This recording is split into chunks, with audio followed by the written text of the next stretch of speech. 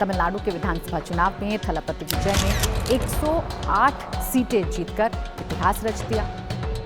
क्या सबसे बड़ी पार्टी बनने के बावजूद भी विजय का मुख्यमंत्री बनने का सपना अधूरा रह जाएगा? 118 विधायक जुटाने के बाद क्या विजय का सपना पूरा हो पाएगा? 7 मई को विजय ने राज्यपाल से लगातार दूसरे दिन मुलाकात की। राज्यपाल ने 118 विधायकों का समर्थन दिखाने को कहा, यानी कि विजय के दावे को खारिज कर दिया। क्या जीत कर भी तमिलनाडु हार गए विजय? क्या सबसे बड़ी पार्टी बनने के बावजूद भी विजय का मुख्यमंत्री बनने का सपना अधूरा रह जाएगा? वीसीके के समर्थन के बाद क्या अब विजय अपना दावा राज्यपाल के पास पेश करने जाएंगे? 118 विधायक जुटाने के बाद क्या विजय का सपना पूरा हो पाएगा? नमस्कार, आप देख रहे हैं डिजिटल दंगल। आपके साथ मैं हूं प्राची पाराशर। तमिलनाडु में 4 मई के बाद से लगातार हर रोज सियासी घटनाक्रम बड़ा तेजी से बदल रहा है। एक तरफ इस बार थलापति विजय ने पहली ही बार चुनाव लड़कर सबसे बड़ी पार्टी बनकर इतिहास रच दिया और ये बता दिया कि तमिलनाडु में अगर थर्ड फ्रंट जनता के सामने आएगा तो जनता तीसरे ऑप्शन पर भी विचार कर सकती है। तमिलनाडु के विधानसभा चुनाव में थलापति विजय ने 108 सीटें जीतकर इतिहास रच दिया, लेकिन 108 जादुई फिगर से 10 कम है। 118 सीटें चाहिए तमिलनाडु में सरकार बनाने के लिए। 234 कुल नंबर है विधानसभा सीटों का तमिलनाडु में। ऐसे में अभी तक थलापति विजय ने किन किन कठिनाइयों का सामना किया और क्या वीसीके के ऐलान के बाद ये कठिनाई विजय के सामने से खत्म हो जाएगी? आज ये मैं आपको सिलसिलेवार तरीके से बताऊंगी।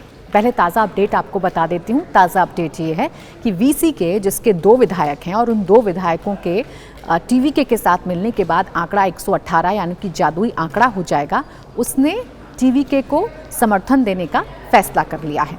अब होगा ये कि थलापति विजय, जो कि 3 बार राज्यपाल के सामने सरकार बनाने का दावा पेश कर चुके हैं और तीनों बार राज्यपाल ने उनके इस दावे को रिजेक्ट किया है, चौथी बार राज्यपाल के सामने जाएंगे और अपने समर्थन पत्र के साथ, ध्यान दीजिएगा, अगर थलापति विजय को राज्यपाल के सामने अपनी सरकार बनाने का दावा पेश करना है तो लिखित में पेश करना होगा।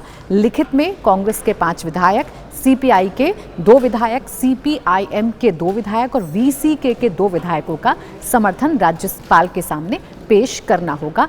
तब जाकर विजय मुख्यमंत्री बन पाएंगे या विजय को राज्यपाल की तरफ से मंजूरी दी जाएगी और फिर थलापति विजय का वो सपना कि वो तमिलनाडु के मुख्यमंत्री बने, वो पूरा हो पाएगा। लेकिन आखिरकार ऐसी क्या बातें रहीं कि 4 मई से लेकर आज तक थलापति विजय के सामने मुश्किलें आती रहीं? ऐसा क्या होता रहा कि बार बार राज्यपाल के पास जाने के बावजूद विजय का सपना पूरा नहीं हो पा रहा था और राज्यपाल की तरफ से रिजेक्शन मिल रहा था? ऐसा क्या हुआ कि विजय की पार्टी के एक नेता को सुप्रीम कोर्ट में राज्यपाल को चैलेंज करते हुए एक अर्जी दाखिल करनी पड़ी, राज्यपाल के फैसले को चैलेंज करते हुए एक अर्जी दाखिल करनी पड़ी? दरअसल जब से तमिलनाडु में चुनावी नतीजे सामने आए हैं, डीएमके को बड़ा झटका लगा। एआईएडीएमके पलानीस्वामी की पार्टी 47 सीटों पर सिमट गई। बीजेपी को 1 सीट हासिल हुई और कांग्रेस ने 5 विधायकों को जिताने में कांग्रेस कामयाब रही और विजय की पार्टी को 108 सीटें मिली। लेकिन 4 मई के बाद से ही शुरू हुआ तमिलनाडु का असली खेल। मुख्यमंत्री कौन होगा, मुख्यमंत्री किसके समर्थन से बनेगा, टीवी के सरकार बना पाएगी, टीवी के सरकार नहीं बना पाएगी, इसको लेकर चर्चाएं होती रहीं। अब आइए आपको सिलसिलेवार तरीके से ये बताती हूँ कि विजय ने कब कब जाकर राज्यपाल के पास अपना दावा पेश किया है। 4 मई से आइए शुरुआत करती हूँ। 4 मई को विधानसभा चुनाव के नतीजे आते हैं, टीवी के सबसे बड़ी पार्टी बनती है, 108 सीटें जीतकर सबसे बड़ी पार्टी बन जाती है टीवी के। 5 मई को क्या होता है? टीवीके ने सरकार बनाने के लिए सहयोगी दलों से बातचीत शुरू की। कांग्रेस ने टीवीके को समर्थन देने का ऐलान किया। 6 मई को टीवीके विधायक दल की बैठक हुई। विजय को विधायक दल का नेता चुन लिया गया। विजय ने 113 विधायकों का समर्थन पत्र राज्यपाल को सौंप दिया। 7 मई को विजय ने राज्यपाल से लगातार दूसरे दिन मुलाकात की। राज्यपाल ने 118 विधायकों का समर्थन दिखाने को कहा, यानी कि विजय के दावे को खारिज कर दिया। 8 मई को राज्यपाल ने न्योता मिलने में देरी के चलते टीवीके सुप्रीम कोर्ट पहुंच गई। राज्यपाल को निर्देश देने की मांग की कि सबसे बड़ी पार्टी के तौर पर उसे सरकार बनाने का मौका दिया जाए।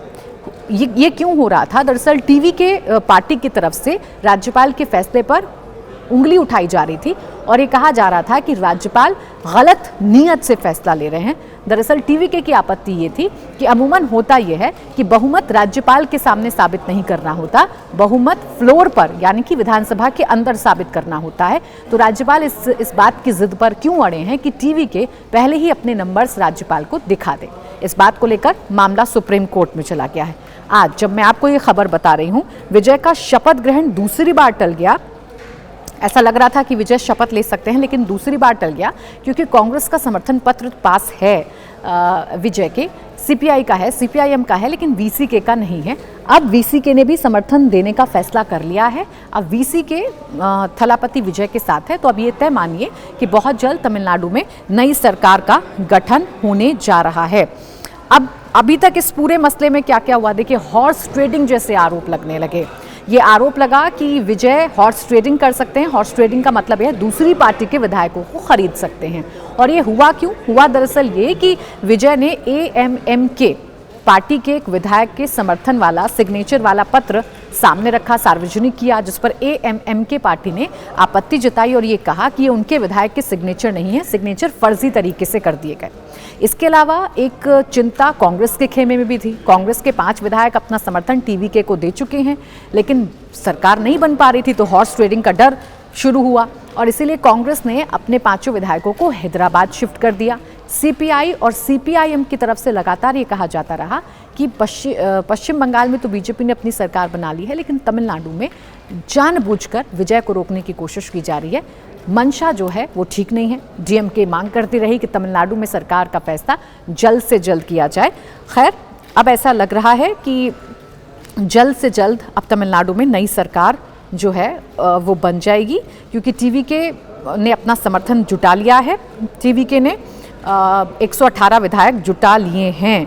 अब सवाल यही था कि टीवीके के सामने इतनी चुनौतियां क्यों आ रही थी। तो बड़ी बात यह है कि चूंकि विजय बेशक 108 सीटें जीतकर सबसे बड़ी पार्टी बन गए, लेकिन राजनीति के लिहाज से उनके पास अनुभव नहीं है और वही अनुभवहीनता की वजह से 3 बार बिना पूरी तैयारी के विजय राज्यपाल के पास चले गए और तीनों बार राज्यपाल ने उनका जो दावा था उसको ठुकरा दिया और तीनों बार विजय को झटका लगा। पहले पार्टियों का समर्थन जुटाना, लिखित में समर्थन होना चाहिए, ये सारी ऐसी गड़बड़ियां थीं जो विजय को पता नहीं थी या पता होने के बावजूद विजय की तरफ से गलती हो गई। खैर, अब जानकारी ये है कि वीसी के कुछ शर्तों के साथ, खबरें तो ये भी आ रही हैं कि आपको जानकारी दे दें कि थलापति विजय 2 सीटों से चुनाव लड़े थे और दोनों सीट जीत गए। तो अब वीसीके ने मांग की है कि जो 1 सीट थलापति छोड़ेंगे वो 1 सीट वीसीके को मिलनी चाहिए। खबरें तो ये भी आ रही हैं कि वीसीके ने डिप्टी सीएम का पद मांग लिया है। हालांकि अब ये सिर्फ खबरें हैं। अब जब सरकार बनेगी, राज्यपाल के सामने समर्थन पत्र लेकर एक्टर विजय जाएंगे, थलापति विजय जाएंगे, तभी ये सामने आ पाएगा कि तमिलनाडु में इस वक्त क्या हो रहा है, तमिलनाडु में कि सरकार कैसे बन रही है। विजय मुख्यमंत्री बन रहे हैं, लेकिन विजय को मुख्यमंत्री बनने के लिए क्या क्या बलिदान देना पड़ेगा, किन किन शर्तों को मानना पड़ेगा, ये अब से थोड़ी देर बाद तय हो जाएगा। हालांकि दिलचस्प मोड़ तब आया था जब एएमएम के महासचिव टीटीवीवी दिनाकरन ने कहा था कि हमारी पार्टी एआईएडीएमके का समर्थन कर रही है। सरकार बनाने के लिए एडाप्पादी के पलानीस्वामी के समर्थन में राज्यपाल को पत्र सौंपा गया था। उस पत्र पर हमारी पार्टी के विधायक कामराज ने भी हस्ताक्षर किए थे। इसे उनके सचिव के जरिए भेजा गया था और इन्हीं विधायक के समर्थन पत्र या इन्हीं विधायक के सिग्नेचर को एक्टर विजय यानी कि थलापति विजय की तरफ से दिखा दिया गया था, जिस पर भारी बवाल हुआ और हॉर्स ट्रेडिंग जैसे आरोप लगने लगे। हालांकि अब शाम ढलते ढलते ऐसा लग रहा है, आज का दिन बीतते बीतते ऐसा लग रहा है कि तमिलनाडु में सरकार बनाने को लेकर जो पेंच फंसा हुआ था वो शायद अब दूर हो जाएगा और विजय तमिलनाडु के मुख्यमंत्री के तौर पर शपथ ले लेंगे। इसके पीछे जो टीवीके की तरफ से आरोप लगाए जा रहे थे वो ये थे कि राज्यपाल ये सब इस वजह से कर रहे हैं ताकि टीवीके की सरकार ना बन पाए, या फिर टीवीके की सरकार बने तो एआईएडीएमके के समर्थन के साथ बने, या एक तीसरा विकल्प खोजा जा रहा था। इन सबके बीच सच्चाई ये भी है कि 118 विधायकों का समर्थन चाहिए। 116 विधायकों का समर्थन विजय के पास था। अब 118 का समर्थन अगर उन्होंने जुटा लिया है तो अब उनके मुख्यमंत्री बनने का रास्ता साफ होता हुआ नजर आ रहा है। हालांकि अभी तक यही कहा जाता रहा कि क्या जीत कर भी हार गए विजय, लेकिन अब ऐसा लग रहा है कि इस जीत का असल मजा अब विजय को मिलेगा, या इस जीत के एक असल जो मायने हैं वो विजय को अब समझ में आएंगे और विजय बहुत जल्द तमिलनाडु में मुख्यमंत्री पद की शपथ ले सकते हैं। इसी के साथ डिजिटल दंगल में बस इतना ही।